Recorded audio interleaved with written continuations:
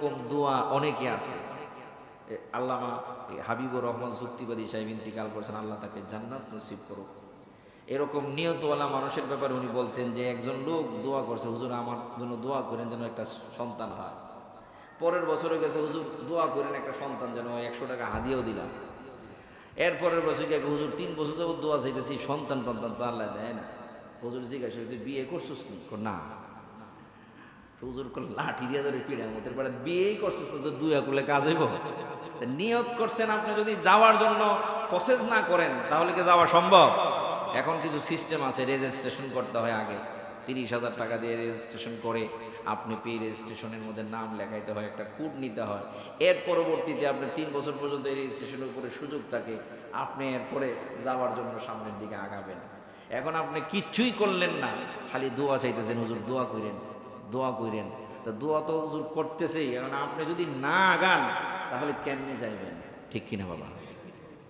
এই জন্য নিয়তকে পাক্কা করে যাদেরকে আল্লাহ রাব্বুল আলামিন সামর্থ্যবান করেছেন, এরকম একটা ফরজকে রেখে দুনিয়ার জমিন থেকে যাওয়া ঠিক নয়। কারণ ইসলামের 5টি বুনিয়াদের মাঝে একটি গুরুত্বপূর্ণ বুনিয়াদ, 5ম নম্বর বুনিয়াদ হচ্ছে হজ।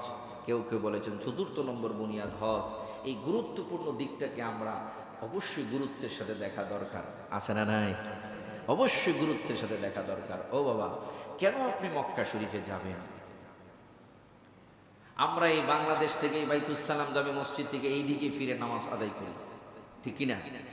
এইদিকে তো ফিরে পড়া যায়, এইদিকে তো ফিরে পড়া যায়, ওইদিকে তো ফিরে পড়া যায়, কেন এইদিকে ফিরি?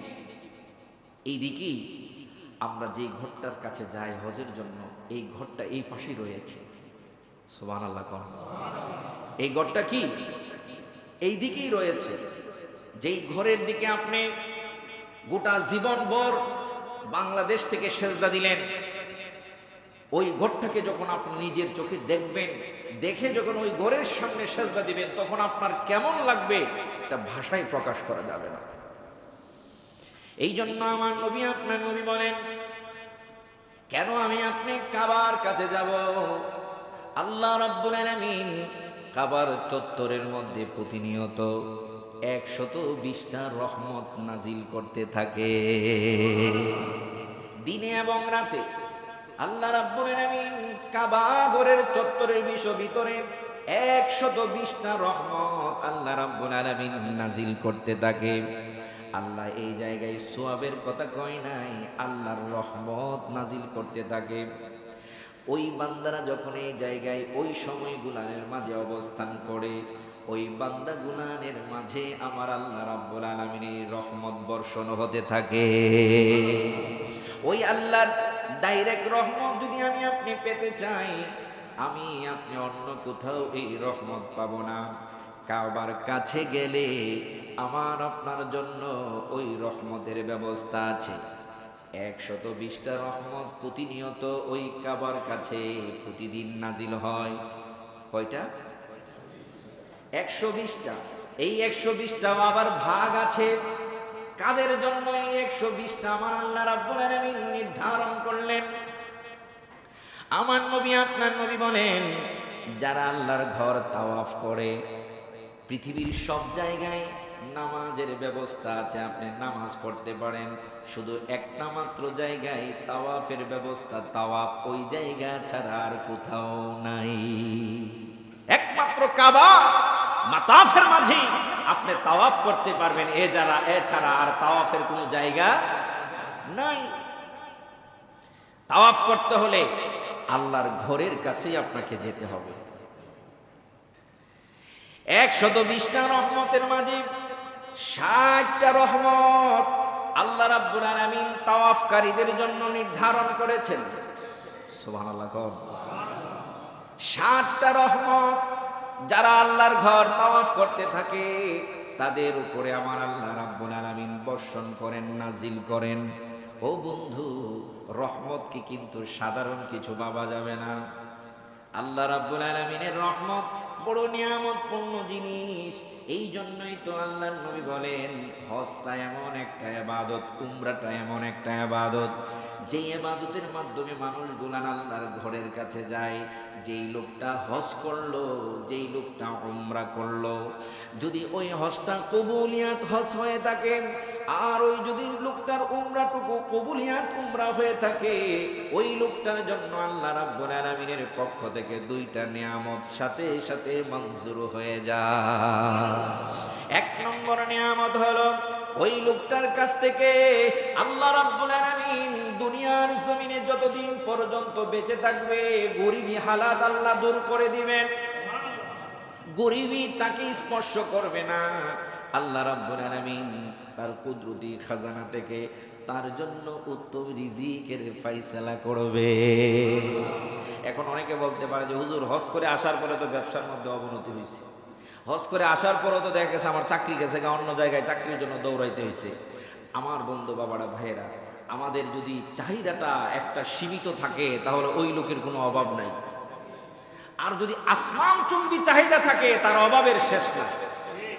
আল্লাহর রিজিকের ফয়সালার উপরে যেই লোকটা যদি সন্তুষ্ট চিত্তে অবস্থান করে যে আল্লাহ রাব্বুল আলামিন আমার জন্য যথেষ্ট, আমার ফয়সালা কি তিন বেলা সুন্দর করে পেট পুরে খেতে পারি, সংসারকে পরিচালনা করতে পারি, আর আমি আল্লাহ রাব্বুল আলামিনের ইবাদত করার সুযোগটুকু যদি পেয়ে যেতে পারি, এটাই আমার জন্য যথেষ্ট। বাস ওই লোকটার জন্য আর আসমান জমি চিন্তা না থাকলে আল্লাহর এতটুকুই তার জন্য সন্তুষ্ট চিত্তে রিজিক। কথা কোন ঠিক কিনা?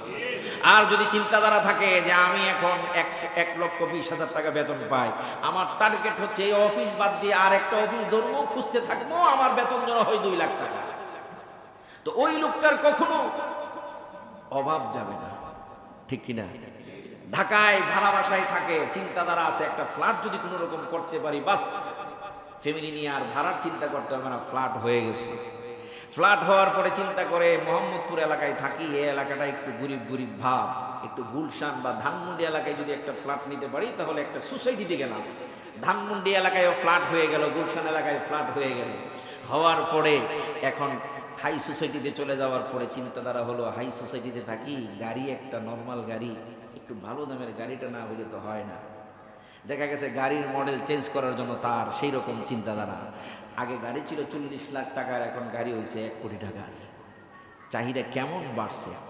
এরপরে দেখা যায় যে ওই হাই সোসাইটির মানুষগুলার টুপ্লেক্স বাড়িতে থাকে, নিজস্ব বাড়ি, কোনো বেজাল নাই, ভাড়ার চিন্তা নাই, বা ফ্ল্যাটে এই কি বলে সার্ভিস চার্জ, এই সেই আগডুম বাগডুম চিন্তাধারা তার ভাল লাগে না। চিন্তাধারা তার একটা সুন্দর ওই রকম টুপ্লেক্স বাড়ি আমি এই হাই সোসাইটি এলাকায় করব। ফ্লট খোঁজা শুরু করে, ফ্লট কিনে এরপরে হাই সোসাইটির মতোই সে টুপ্লেক্স বাড়ি করে নিজের মতো করে। তো এই লোকটার কখনো কি আল্লাহ রাব্বুল আলামিন চাহিদা পূরণ করতে পারবে? তা তার তো চাহিদার শেষ নেই। সে 1000 বার উমরা করার পরেও সে বলবে যে আমার তো কই অভাব অনটন তো গেছে না, ব্যাংকের ঋণ আছে, ব্যাংকের কি বলে ইন্টারেস্ট আছে, লোন তুলছিলাম, ব্যাংকের লোন আছে, এরপরে তো সংসারে টানা খেসরা, আমি যা ইনকাম করি সব তো এমনি এমনি চলে যায়। তো এই লোকটার তো 1000 টাকা 1000 কোটি টাকা হলেও তার চাহিদার শেষ হবে না। তো চাহিদা যার যত কম, আল্লাহ রাব্বুল আলামিনের নিয়ামত তার কাছে তত বেশি। আর যার কাছে যার চাহিদা বেশি, 1000 নিয়ামত পেলেও ওই লোকটার চাহিদার শেষ। এই জন্য চাহিদাটা আমাদের কম থাকার দরকার আছে না নাই? চাহিদাটা হতে হবে আল্লাহ হালাল উত্তম রিজিকের মাধ্যমে আমি যেন খেয়ে পড়ে সুন্দরভাবে চলতে পারি, সেই ব্যবস্থাটা তুমি আল্লাহ আমাকে করে দিও। আমাকে এমন সামর্থ্যবান বানায় দিও আমি যেন হাত ভরে মানুষকে দান সৎকার করতে পারি। আল্লাহ এরকম সম্পদের তুমি মালিক বানায় দাও। এরকম আহামরি সম্পদ আমারে দিও না যেই সম্পদ আমাকে দুনিয়া নিয়ে ব্যস্ত বানায়া দিবে, যেই সম্পদ আমাকে তোমা থেকে দূরে সরাইয়া দিবে।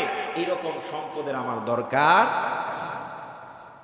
যখন আমার এইরকম চিন্তাটা থাকবে যে আল্লাহ এইরকম সম্পদ তুমি দিয়ে যেন তোমার রাস্তায় আমি যেতে পারি, তোমার রাস্তায় আমি থাকতে পারি, তাহলে আপনার আর কখনো অভাব অনটন ধরবে না।